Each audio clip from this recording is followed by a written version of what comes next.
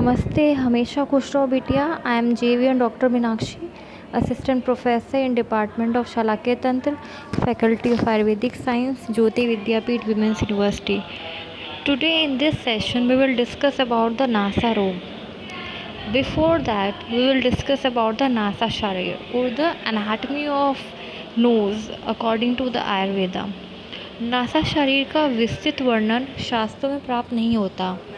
कतिपय स्थानों पर नासा में 3 अस्थियों का होना, 4 अवयव सहित 24 धमनियाँ होती हैं। द्विद्वादशम नासायां तासाम उपनासिकश्च चतरस्र परिहेत। तो शुश्रुत शरीर स्थान में कहा गया है कि नासा में 24 सिराएं होती हैं और उसमें से 4 अवयव होती हैं। ठीक है, तो इसी तरीके से एक श्लोक आया है शुश्रुत शरीर स्थान 6 में, घ्राण मार्गम उभयत स्रोतो मार्ग प्रतिबद्धे अंत्यंतरः फणे तत्र गंध अज्ञानम, कि 2 फण मर्म घ्राण मार्ग के दोनों ओर भीतर स्रोतों मार्ग में लगे हुए होते हैं, उनके विरुद्ध होने पर गंध ज्ञान का अभाव होता है।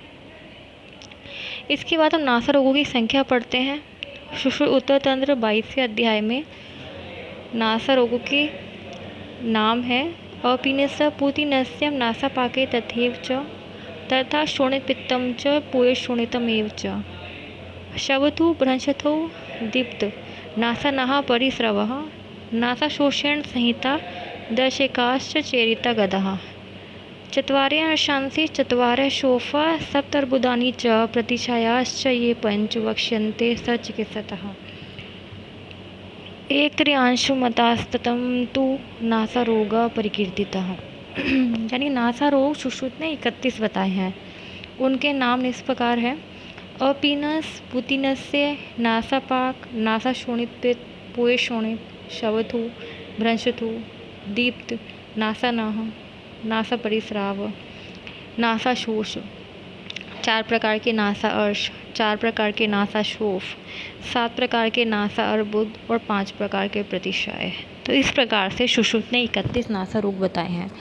वाग्भट ने 18 प्रकार के नासा रोगों का उल्लेख किया है और चरक ने संख्या नहीं बताई है, लेकिन 10 नासा रोगों का उल्लेख किया है। योग रत्नाकर भाव प्रकाश ने नासिका रोग 34 बताए हैं। फिर इसमें सबसे पहला नासा रोग हम पढ़ते हैं अपीनस।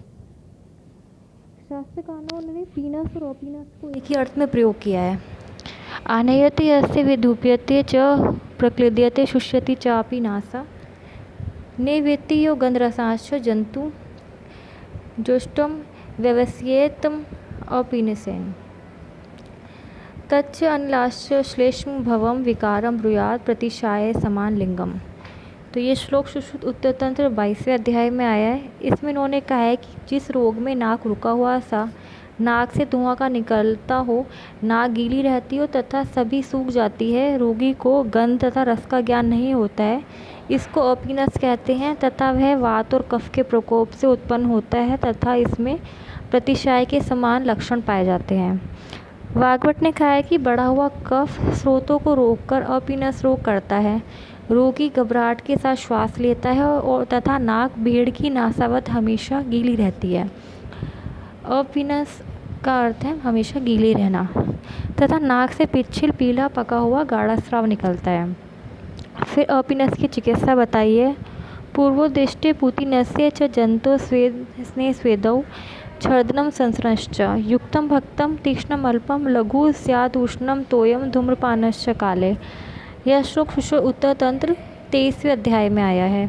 इसमें इन्होंने कहा है पीनस तथा पूतिनस्य में स्नेहन स्वेदन करा के वमन विरेचन कराना चाहिए, तीक्ष्ण लघुपाकी तथा अल्प भोजन देना चाहिए, पीने के लिए उष्ण जल दें तथा योग्य काल में धूम्रपान करें। हिंगू, त्रिकटु, कटफल, सौंठ, तुलसी, विडंग आदि द्रव्यों का उपीड़न नस्य दें और वाग्भट के मत से त्रिकटु, एरंडमूल, वायविडंग, देवदारू, सूखी मछली आदि को लेकर घोड़े की लीद के रस तथा हाथी के मूत्र में पीसकर शौम के ऊपर लपेटकर वर्ती बनाकर धूम को नासिका और मुख से पिएं। आधुनिक मतानुसार अपीनस का समन्वय क्रॉनिक रायनाइटिस के साथ किया जा सकता है। फिर इससे अगला नासा रोग है पूतिनस्य। दोषे विदग्धे गलतालु मूले समासितौ यस्य समीरणस्तु निरेति पूति मुख नासिकाभ्यां तम पूतिनस्यं प्रवदन्ति रोगम। यह श्लोक उत्तर तंत्र 22वें अध्याय में आया है। इसका अर्थ है दोष विदग्ध होकर कर्ण तथा तालु के मूल में स्थित होकर दुर्गंधित वायु को मुख तथा नासिका से निकालते हैं, उस रोग को पूतिनस्य कहते हैं। अष्टांग हृदय उत्तर तंत्र अध्याय 19 में पूतिनस्य का वर्णन इस प्रकार है। तालु मूले मूले दुष्टे मारुतो मुख नासिकात श्लेष्मा च पूति निर्गच्छेत पूतिनासम वदन्ति तम। इसका अर्थ है तालु मूल में दूषित दोषों के कारण दुर्गंध युक्त वायु व कफ मुख और नासिका से निकलते हैं। पूतिनस्य की चिकित्सा सुश्रुत ने अपीनस पूतिनस्य की चिकित्सा एक ही कही है। आधुनिक मतानुसार पूतिनस्य का समन्वय ओजीना से कह सकते हैं, जिसको हम एट्रोफिक रायनाइटिस भी कहते हैं। फिर अगला नासा रोग है नासापाक। सुश्रुत उत्तरतंत्र अध्याय 22 में इसका वर्णन इस प्रकार है। घ्राण आश्रितम पित्तम अनुंशी कुर्यात् यस्मिन् विकारे बलवांश्च पाक तम नासिका पाकम इति व्यवस्येत विकलेद कोथवपि यत्र दुष्टो। नासिका में स्थित पित्त छोटी छोटी फुंसियाँ उत्पन्न करता है और नासिका अत्यंत पक जाती है, उसमें सड़न और गीलापन होने लगता है। उस विकार को नासिका पाक कहते हैं। पचेत नासापुटे पित्तत्वकम मासम धाशूलवस घ्राण पाक है। इस प्रकार का वर्णन अष्टांग हृदय उत्तर तंत्र अध्याय 19 में आता है। इसका अर्थ है नासापुट में प्रकोपित पित्त त्वचा और मांस को पकाकर दाह और शूल करता है, इसको घ्राणपाक कहते हैं। नासापाक की चिकित्सा सुश्रुत उत्तर तंत्र अध्याय 23 में बताई है। नासापाक के पित्त हृत संविधानम कार्यम सर्वम बाह्यम अंतरश्च हृत्वा रक्तम शीरवृक्ष त्वचम साभ्याम सेका योजनियाच लेपा। नासापाक में बाह्य तथा अभ्यंतर सब प्रकार से पित्तनाशक चिकित्सा करनी चाहिए।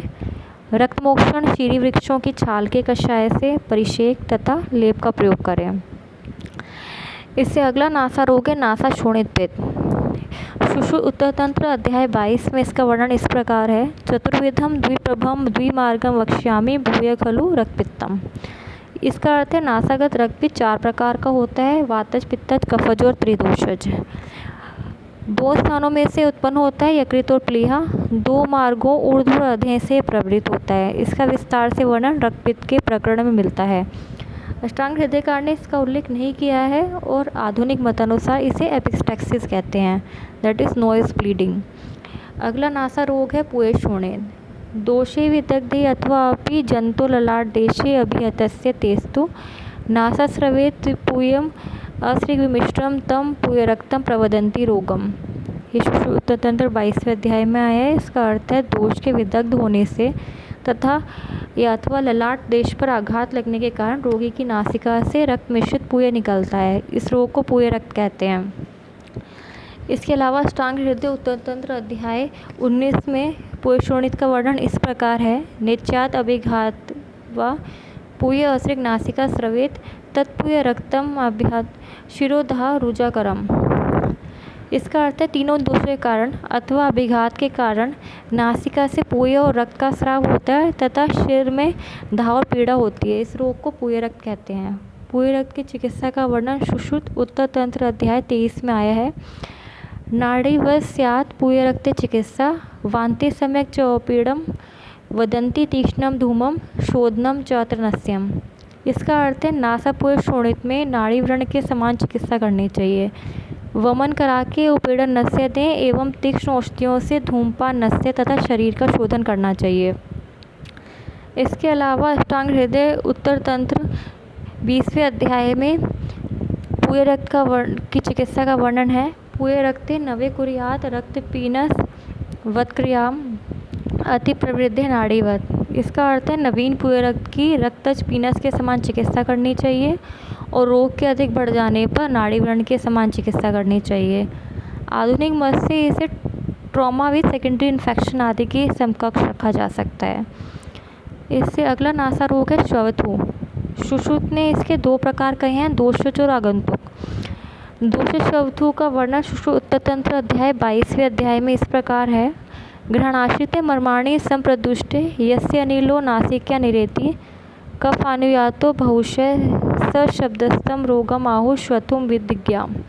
इसका अर्थ है घ्राण संबंधी श्रृंगाटक मर्म दूषित होने से प्रकोपित वायु कफ को साथ लेकर शब्द के साथ बार बार निकलता है। इसे ज्ञानी लोग शवथु कहते हैं। आगंतुक शवथु का वर्णन सुश्रुत उत्तरतंत्र अध्याय 22 में इस प्रकार है। तीक्ष्ण उपयोगात अति जिघ्रतो व भगवान कटुन अर्क निरीक्षणात् व सूत्रादिभिः व तरुणस्थि मर्माणि उद्घाटित अन्य शवथु निरेति। इसका अर्थ है तीक्ष्ण द्रव्यों के प्रयोग से तथा कटु पदार्थों सूखने से, सूर्य की ओर देर तक देखने से या सूत को नाक के भीतर बार बार डालने से तरुणस्थि मर्म यानी श्रृंगाटक मर्म में क्षोभ होकर छींकें आने लगती है। इसे आगंतुक शवथु कहते हैं।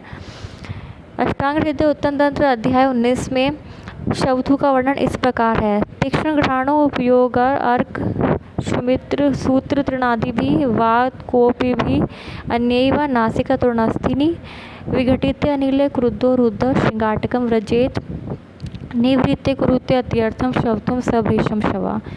इसका अर्थ है नासिका में तीक्ष्ण द्रव्यों के प्रयोग से, सूर्य की किरण लगने से अथवा सूत्र या तृणादि का नासिका की तरुणस्थि में लगने से अथवा अन्य वातकोपक कारणों से प्रकोपित होकर वायु श्रृंगाटक मर्म में चला जाता है, फिर वहाँ से लौट आने पर अधिक मात्रा में छींकें उत्पन्न कर देता है। इसको शवथु या वृष रोग कहते हैं। शवथु रोग की चिकित्सा उत्तरतंत्र अध्याय 23 में बताई है। इसमें एक सूत्र है। शेप्यम नस्य मूर्धविरेचने नाड्या चूर्णम शवथु भ्रंशतौ च कुर्यात् स्वेदनं मूर्छनि वाताम्य घ्राण स्निग्धानि धूमायनत अन्यत द्विधश्च। तो शिरोविरेचनोक द्रव्यों के चूर्ण से प्रथम नस्य दें, सिर के ऊपर वातर द्रव्यों से स्वेदन दें, स्नेक धूम दें तथा अन्य जो भी हितकारी उपाय हो करने चाहिए। वाग्भट के मत से शवथु में तीक्ष्ण प्रथम नस्य देना चाहिए अथवा सौंठ पिप्पली विडंग आदि द्रव्यों के क्वास से तेल सिद्ध कर नस्य लें। आधुनिक मतानुसार इसे एलर्जिक राइनाइटिस कह सकते हैं। तो यहाँ पे हमारा नासा रोग पार्ट 1 यहीं पे समाप्त होता है। And this session is powered by digital version 2.0 Jyoti Vidyapeeth women's university. I hope you are satisfied with my digital session. If you have any query, please mention in the comment box. I will resolve it soon. Thank you so much.